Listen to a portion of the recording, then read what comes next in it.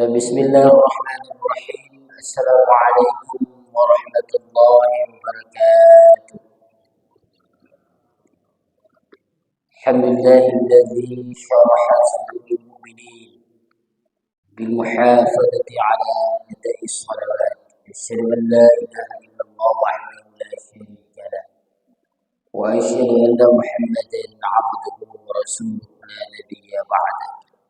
Allahumma salli wa sallim wa barik ala sayyidina Muhammadin wa ala alihi wa sahbihi ajma'in.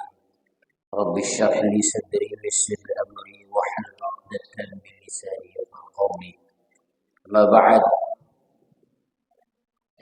Hadirin hadirat jamaah subuh yang dirahmati Allah Subhanahu wa taala.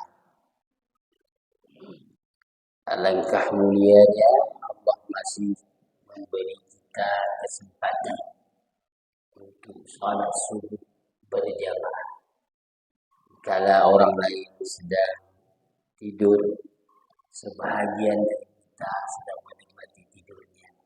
Tapi Allah memberi kita hidayah, memanggil kita untuk salat berjamaah.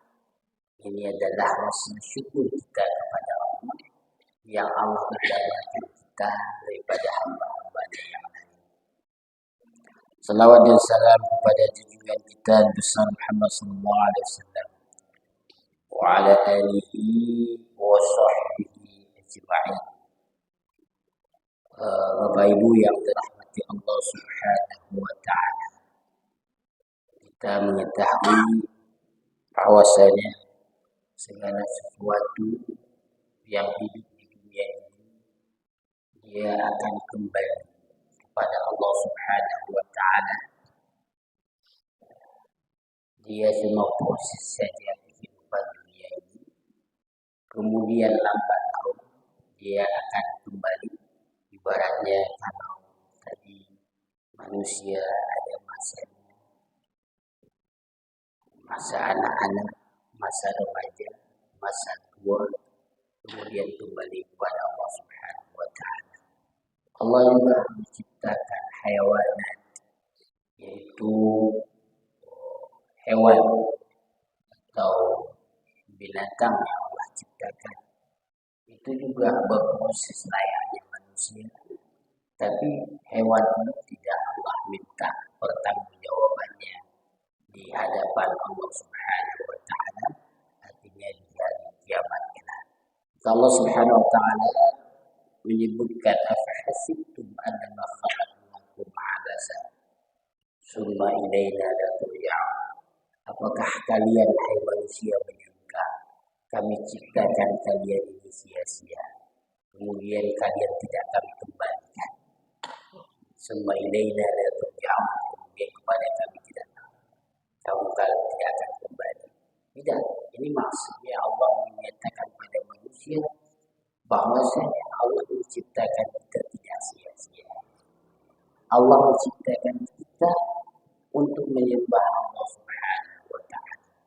Maka jelas dalam hadis qudsi Allah sebutkan, qala 'azza wa jalla wa qala Rasulullah sallallahu alaihi wasallam, ya bani Adam, khalaqtul asya'a min ajlika wa khalaqtuka min ajli.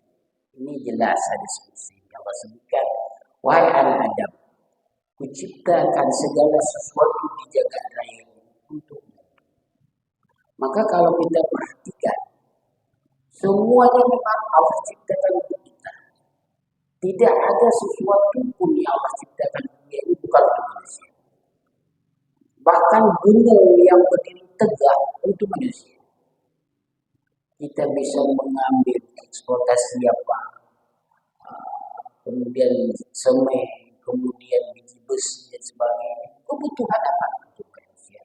Buat rumah, kemudian buat berteduh.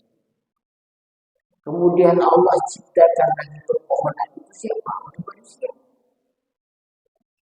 Coba kita bayangkan, Allah menciptakan pohon yang besar, kemudian kita berjalan di sana, akan tidak terjadi langsung panas tidak ke badan kita, kena tubuh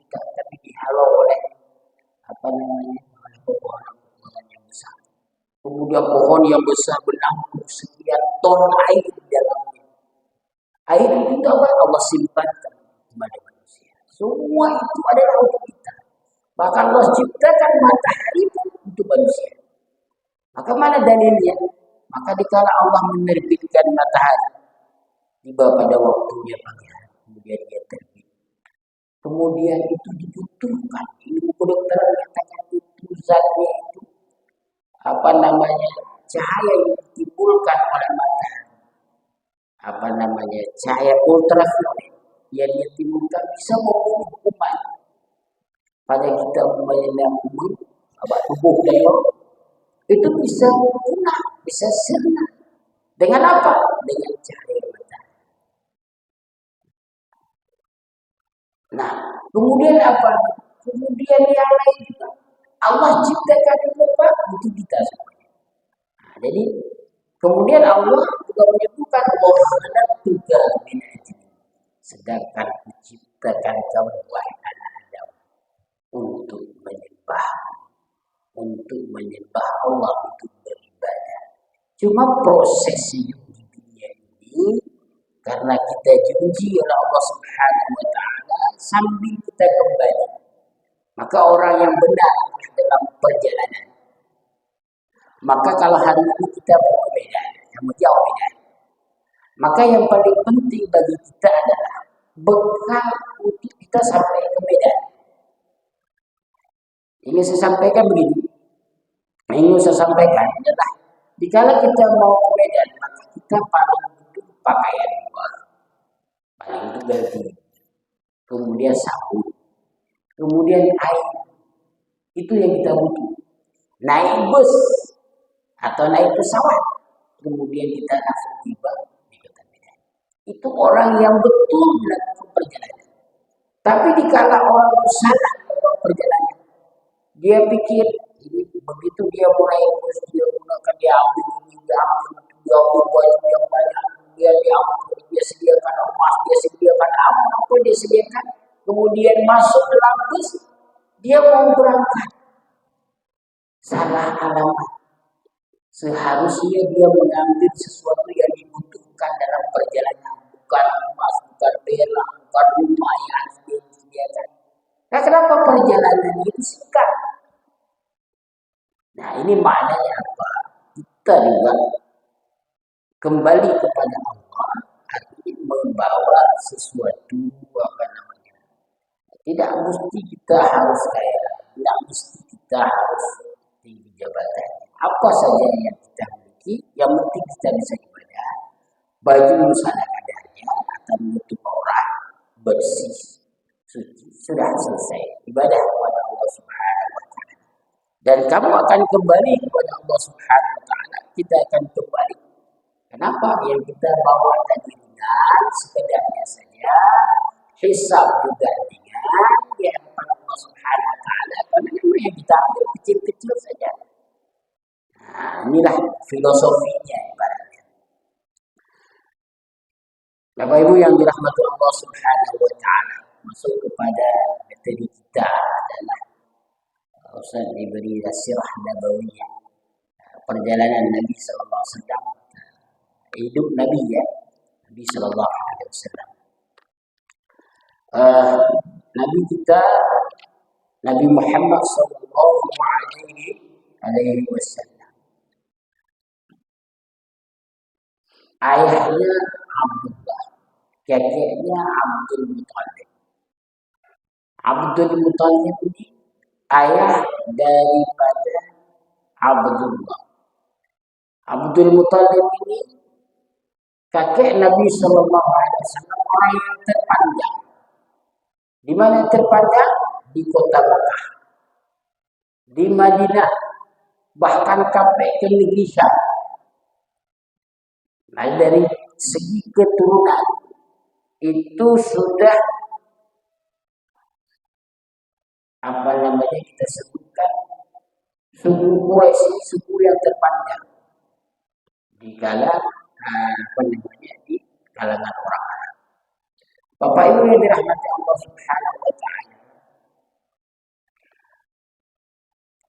Dikala Abdullah, kita ceritakan kepada Abdullah, ayahnya Nabi Sallallahu Alaihi Wasallam. Abdullah ini orang yang sangat saleh, anak terakhir dari Abdul Muthalib, anak terakhir daripada Abdul Muthalib. Nah, maka Nabi Sallallahu Alaihi Wasallam sebutkan, aku adalah anak dua orang yang disembelih. Aku adalah anak dua orang yang disembelih. Apa maksudnya? Dikala Abdul Muthalib, anak Abdul Muthalib, kakek Nabi Sallallahu Alaihi Wasallam memiliki keturunan 10 orang. Dikala anak yang terakhir yaitu Abdullah, beliau menazar, orang Arab itu menazar. Dikala tidak ada lagi keturunan, dia akan menyembelih satu anaknya. Ini dalam sirah Nabawiyah disebut dalam milik Syekh Muhammad Ali Al-Harakani. Coba dilihat lagi nanti.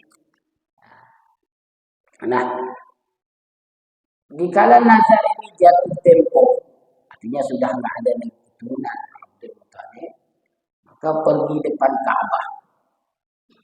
Dia datang ingin menyembelih, membawa parang, ingin menyembelih Abdullah anaknya. Karena kenapa? Karena nazarnya, anaknya yang terakhir dia akan disembelih. Nah, dari 10 anaknya ini, 10 anak Abdul Muthalib, kemudian diundi. Maaf, saudara, disebutkan diundi. Diundi siapa yang akan disembelih. Maka beberapa kali diundi, jatuh undiannya yang disembelihnya kepada Abdullah. Maka Abdullah ini anak yang sangat taat. Dari mana kita tahu? Ayah Nabi Sallallahu Alaihi Wasallam orang yang taat. Artinya dikala sampaikan akan disembelih, dia sah. Artinya taat dan tidak berontak. Maka dibawalah kakek Nabi kakek Nabi membawa Abdullah ayahnya sebelum menikah dengan Aminah, bawa ke Ka'bah. Maka para Bani Fir dan berapa Bani yang lain, yaitu suku Quraisy banyak melarang, jangan engkau sembelih Abdullah, wahai Abdul Muthalib. Larangan ini terus di perjalanan sampai ke depan Ka'bah. Maka Abdul Muthalib mengumpulkan Quraisy, suku-sukunya kebelahnya. Apa menurut kalian? Saya sudah menazar akan menyembelih untuk Uzza, Lata wa Uzza, kan ada di apa namanya, yang bahas sebelum Islam. Nah, bagaimana menurut kalian? Saya sudah bernazar, kemudian nazar saya sudah tanpa masa dan saya tidak memiliki lagi keturunan. 10 orang ini keturunan saya. Nah, kemudian Bapak Ibu yang dirahmati Allah Subhanahu Wa Taala, akan diusulkan oleh seorang kita katakan orang yang terpercaya, yang terpandang. Ya, kalau kita bilang kahil dah, kita bilang dukul ini oleh nujum. Dikatakan, untuk menebus anakmu ini, kamu harus melakukan apa? Undi dengan 10 ekor unta. Kalau dalam undian itu masih nama Abdullah yang keluar, maka tambah 10 lagi ekor untanya. Kalau diundi lagi tambah, maka ditambah 10, dilipatkan 10. Maka pada waktu itu Abdul Muthalib mengundi. Dia undi dengan 10 ekor unta. Maka keluar nama Abdullah lagi. Dilipat lagi 10 ekor unta. Masih keluar nama Abdullah lagi. Diundi lagi 10 ekor unta. Sampai jumlah ekor 10 kali undi. 10 orang anak. Ya, 10 kali ini baru keluar nama baru keluar unta, nama untanya. Berarti berapa jumlahnya? 10 kali 100 ekor unta. Menyembelih mengganti daripada nazarnya yaitu Abdullah. Maka disembelihlah 100 ekor unta. Maka hari ini walaupun ini sudah lama tapi dalam syariat dalam Islam masuk lagi. Mana masuknya? Sekarang orang yang membunuh orang sengaja, tidak sengaja ya dimaafkan umpamanya qatl amdi, ya kalau dibunuh dalam Islam adalah dibunuh kembali, fil qisasi hayatun, yang dibunuh juga dalam Islam. Kemudian bagi yang dimaafkan oleh keluarganya itu menyembelih 100 ekor unta. Dan hari ini itu juga termasuk dalam syariat kita menyembelih 100 ekor unta, itu sederhana. Nah, Bapak Ibu yang dirahmati Allah Subhanahu wa taala, kenapa Nabi menyebutkan saya anak 2 orang yang sembelih? Yang kedua lah Nabi Ibrahim alaihissalam. Juga ia menyembelih anaknya Ismail. Nah, makanya Nabi SAW menyebutkan saya adalah anak 2 orang yang akan disembelih. Nah, Bapak Ibu yang dirahmati Allah Subhanahu wa taala, Nabi Shallallahu Alaihi Wasallam di masa kecil beliau sudah meninggal. Dari umur kecil Nabi 6 tahun. Ada yang menyebutkan Nabi masih dalam kandungan, tapi itu sudah meninggal. Ayah beliau yaitu Abdullah waktu pulang dari Madinah. Ayah beliau sakit pada usia 25 tahun. Ayah Nabi SAW telah meninggal dunia. Nah, umur Nabi dalam kandungan ini sudah meninggal. Nah, dikala Nabi SAW sudah umur 6 tahun, itu juga Allah ambil kembali. Itu mama beliau, itu Aminah. Nah, asuhannya itu kemudian dikala ini tidak ada lagi, kemudian Nabi SAW diasuh oleh siapa? Oleh Abdul Muthalib, kakeknya. Kakeknya yang terpandang. Artinya apa? Kakek Nabi SAW membawa Nabi SAW suatu ketika kemana Rasulullah? Karena kakek beliau sangat sangat sayang kepada Rasul kita, Nabi Muhammad SAW, sayang. Sehingga pernah dibawa suatu ketika ini dibawa Rasulullah Sallallahu Alaihi Wasallam dibawa oleh kakek beliau kemana? Ke Busra. Busra itu daerah yang sudah termasuk negeri Syam hari ini, merupakan ibu kota Hauran. Dibawa ke sana untuk berdagang. Maka sampai di sana dalam perjalanan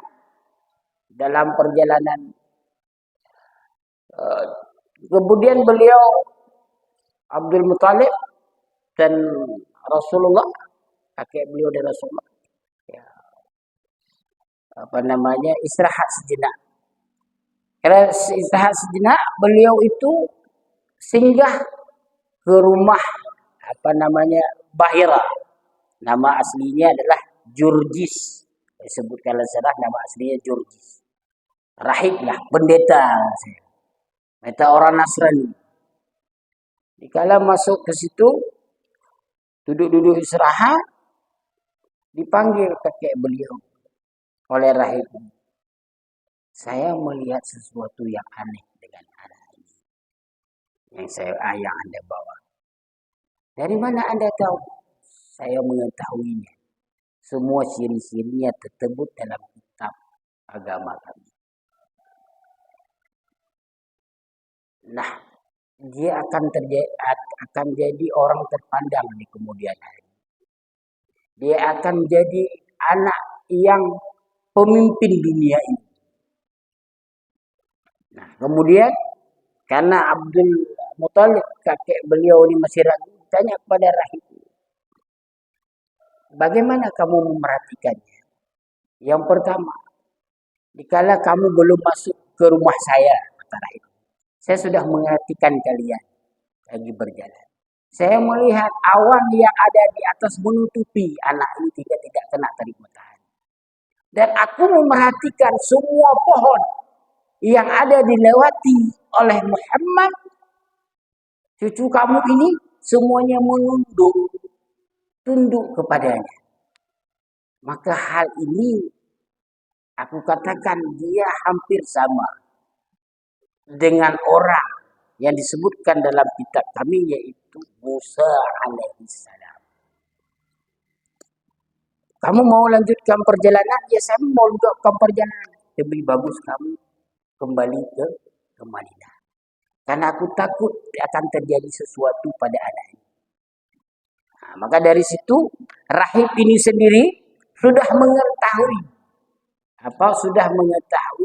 Nabi Shallallahu Alaihi Wasallam ini akan menjadi suatu saat pemimpin yang paling besar di jagat raya ini. Nah, Bapak Ibu yang dirahmati Allah Subhanahu Wa Taala, itu sekilas apa yang kita sampaikan, bahwasanya Nabi itu sudah diprediksikan dari orang, dari rahib, dari pendeta, itu akan menjadi orang yang besar dan akan menjadi rahmatan lil alamin, dan itu termaktub di mana? Di kitab Injil. Barnabas itu tertulis dalam kitab-kitab orang Yahudi itu sendiri. Nah, Bapak Ibu yang dirahmati Allah Subhanahu wa taala. Nah, Nabi ini kita ceritakan bagaimana sayangnya Nabi ke kita. Ini lancar. Bagaimana sayangnya Nabi ke kita. Ini menjadi pelajaran bagi kita. Sebelum nanti saya lanjutkan bagaimana Allah menurunkan wahyu kepada Rasulullah SAW, Gua Hira, kemudian beberapa. Ini karena Nabi SAW itu beliau umurnya 63 tahun. Jadi dakwah beliau di Mekah itu 13 tahun. Di Madinah itu cuma 10 tahun. Dakwah sehingga Allah Subhanahu wa taala menentukan usia beliau pada usia 63 tahun. Bapak Ibu yang dirahmati Allah Subhanahu wa taala, ada pelajaran Nabi karena sayang, maka sayang sekali pada umatnya. Sehingga dikala Nabi sallallahu alaihi wasallam ingin wafat, itu datang malaikat. Datang malaikat maut mengetuk pintu rumah Nabi. Assalamualaikum ya Rasulullah. Rasulullah itu dalam keadaan kedinginan. Sudah kedinginan. Lalu disuruh buka pintu, ya Fatimah. Iftahil bab. Buka pintunya. Dia buka pintu. Rasulullah SAW melendang air matanya. Jikalau sedang duduk di samping baginda Muhammad SAW, malaikat maut memandang Rasulullah SAW. Rasulullah ini menangis, menetes air mata. Rasulullah bertanya, "Aina Jibril?" Mana Jibril? Maka dijawab oleh malaikat maut, Jibril menunggu wahai Muhammad. Dia tidak ikut kali ini. Nah, karena Rasulullah sudah tahu ajalnya mau segera tiba, maka Rasulullah memandang apa aja namanya meninggalkan Ramadan, saya memandang. Maka malaikat maut bertanya, "Ma tufakir ya Muhammad? Apa yang engkau renungkan?" "Ya Rasulullah, apa yang engkau renungkan? Apa yang engkau pikirkan?" "Apakah engkau memikirkan Fatimah, anakmu?" "Enggak," kata Rasulullah. Rasulullah mengelengkan kepalanya. "Apakah engkau memikirkan keluargamu?" "Tidak," kata Rasulullah. "Apa yang engkau renungkan, wahai Muhammad?" Kata Rasulullah jawab, "Ufakiru ma ya'buduna min ba'di." Aku memikirkan ummati ma ya'buduna min ba'di. Aku termenung dan sedih. Apa yang akan disembah oleh umatku dikala aku telah tiada? Dah itulah aku menangis. Wahai malaikat, malik maut Israel. Dasar itu aku menangis. Rasulullah sudah memikirkan umatnya. Nah, dikala itu mau datang, hai Muhammad, engkau sudah siap untuk aku ambil ruh, aku angkat ruh.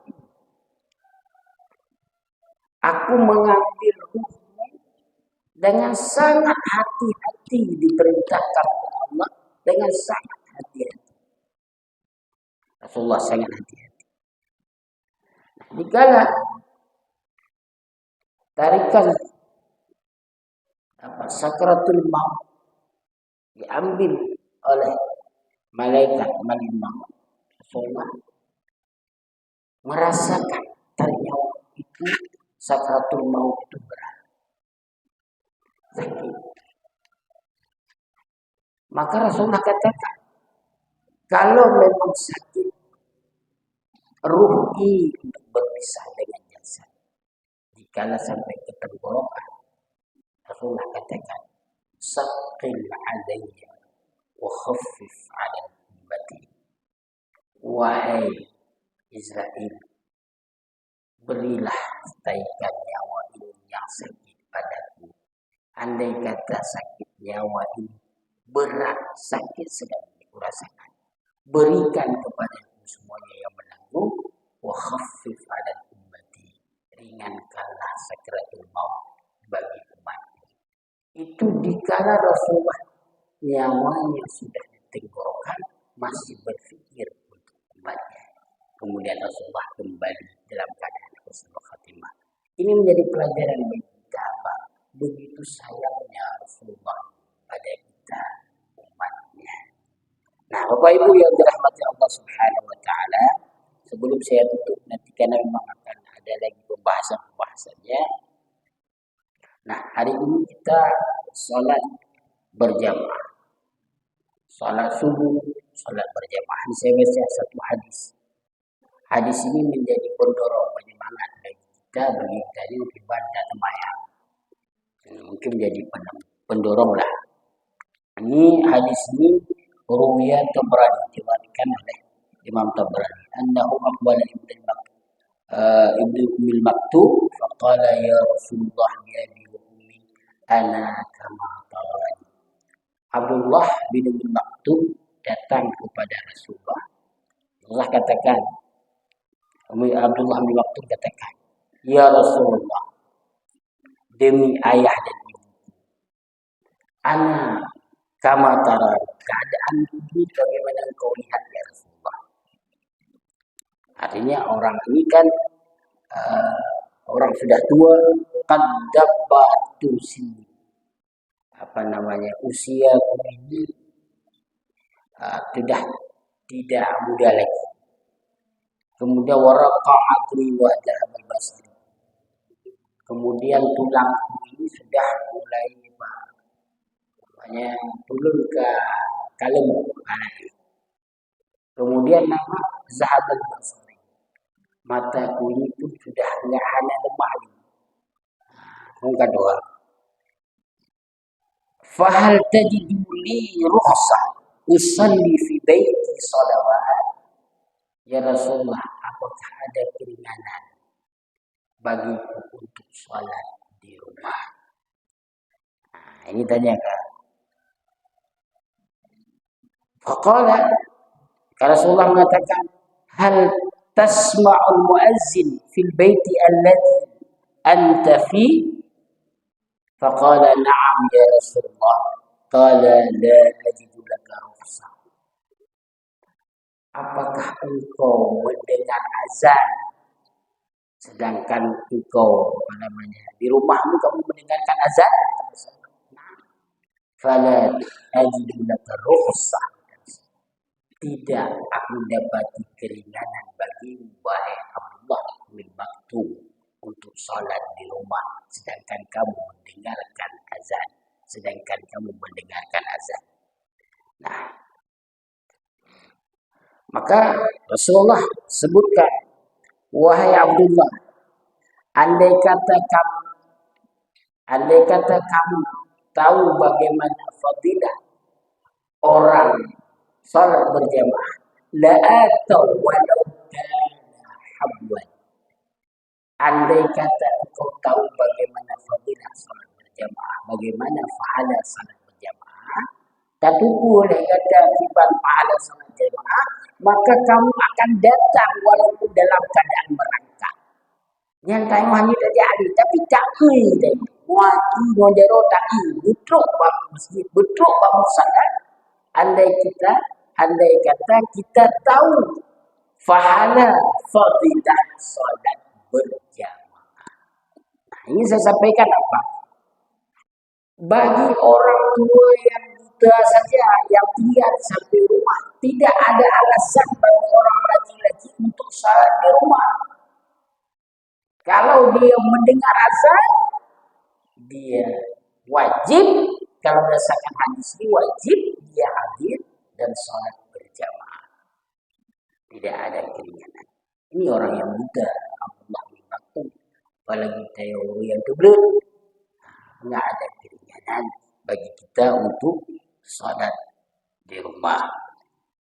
Nah, kemudian Imam Ali menyebutkan la sholata rijal masjid illa fil masjid. Wa qila man ja'u masjid qala man sami'a nida. Imam Ali karamallahu wajhahu menyebutkan tidak ada salat. Tapi ada yang menyebutkan tidak sempurna salat, ada yang mengatakan tidak sah salatnya. La sholata rijal masjid illa fil masjid. Tidak sah salat seorang hamba dia berada di samping masjid, kemudian dia tidak salat di masjid. Tegas semua menyebutkan. Artinya kalau tetangga itu kan, kalau diazankan tanpa mikrofon, kalau diazankan masih dia dengar suara azan itu jauh. Atau 40 rumah yang berdekatan, samping kiri, samping kanan, depan, belakang, itu masih dikatakan jar masjid. Jar masjid ini maka tidak sah kata Imam Malik, tidak sempurna salat seseorang itu dia berada di samping masjid tapi salatnya masih di rumah. Wa qala man sami'a nida. Siapa sahabat tanya, siapa ya Ali yang masukkan jar masjid itu? Siapa yang dimaksudkan tetangga masjid? Maka Imam Malik katakan man sami'a nida. Siapa saja yang mendengarkan azan itu dibacakan jar masjid. Nah, apa keutamaan salat berjamaah? Yang pertama sirrun najat, pintu keberhasilan. Kalau ada anak kita belajarnya susah, kemudian dia bandel, kemudian dia suruh salat masjid, suruh dia pergi masjid. Nah, kenapa? Allah turunkan barakah, yuwazzi'ul barakah. Allah bagi barakah ilmu, barakah usia, barakah amal, barakah rezeki itu di waktu pagi hari di kala sholat subuh. Nah, kemudian apa lagi? Waslul falah. Anak kita ingin juga berhasil, suruh dia ke masjid, dia akan sukses. Suruh dia ke masjid, jangan tidur. Nah, kemudian apa lagi? Wa barakah rezeki, barakah rezeki. Allah beri barakah yang kita makan tidak jadi penyakit, yang kita bakal jadi kesehatan, kemudian sehat tubuh kita. Maka kalau kita lihat orang yang nggak sholat subuh di masjid atau orang yang sholat subuh dengan orang yang tidak sholat subuh, coba lihat mana yang lebih kuat, orang yang sholat subuh dengan orang yang tidak sholat subuh. Mesti kalau ini jeli memerhatikan, mesti orang yang sholat subuh jauh lebih sehat daripada orang yang tidak sholat subuh atau bahkan orang yang tidak pernah sholat subuh berjamaah. Pasti orang yang bisa subuh yang lebih. Wa qubulul a'mal. Apa kemaziah lagi adalah Allah terimakan amal kita, ibadah kita Allah terima. Wa ijabatud du'a, Allah kabulkan doa. Ke orang-orang yang doanya dikabulkan, nggak punya keturunan, masih belum punya keturunan, atau apa, sholat subuh berdoa kepada Allah Subhanahu Wa Taala, maka Allah kabulkan doanya. Nah, bahkan orang dalam peperangan itu kemarin diumumkan oleh Abu Ubaidah itu Jubir Hamas. Kalian berjuang dengan sholat subuh kalian. Kami berjuang dengan darah untuk syahid di Palestina. Kalian berjuang dengan sholat subuh. Karena apa? Karena Rasulullah katakan pintu kemenangan ada di sholat subuh. Berdoa kita di subuh hari, walaupun sedikit untuk orang-orang Gaza lebih bermakna lagi banyak sumbangan kita. Nah kenapa? Karena di subuh hari Allah kabulkan doa. Nah, kalau ada anak kita, tadi saya sebutkan anak kita masih ini belum belajarnya, belum berprestasi dan sebagainya, ajak dia ke masjid, kita datang ke masjid, berdoa dengan anak kita. Ini jarang sekali, umpamanya kita bawa anak, kemudian kita jaga, kita berdoa. Ajari anak kita hari ini berdoa. Doa nah, ini pun tayong mana kita berdoa, tabah tayong berdoa ban. Kata yang pun berdoa mudah-mudahan kaya. Rumah kata yang banyak pun berdoa. Apa nak tanya doa tadi? Tanya padanya. Untuk apa? Untuk tarbiyah, membiasakan dia untuk berdoa. Karena doa itu yang pertama dia ibadah, yang kedua dia kubul doa. Anak-anak yang yakin tidak ada dosa mudah sekali Allah terima doanya.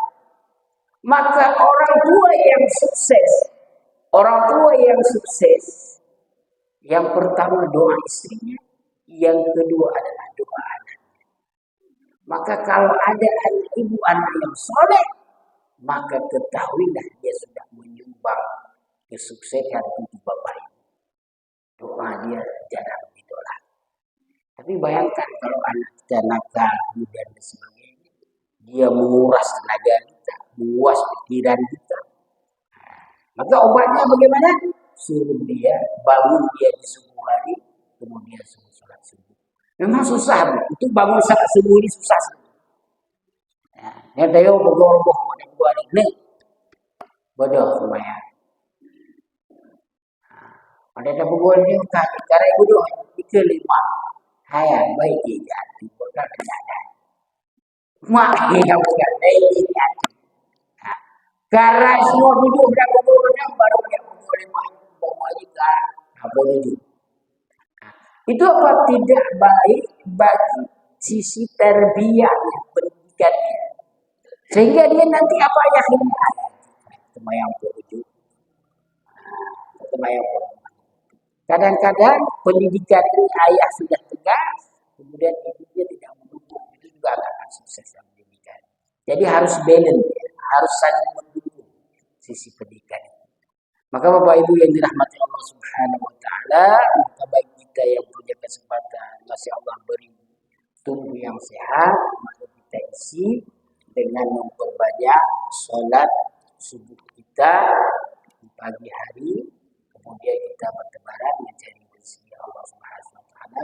Saya yakin bahwasanya sebagaimana Rasulullah sebutkan, kemenangan orang Islam itu tergantung pada sholat subuh daripada orang Islam itu sendiri.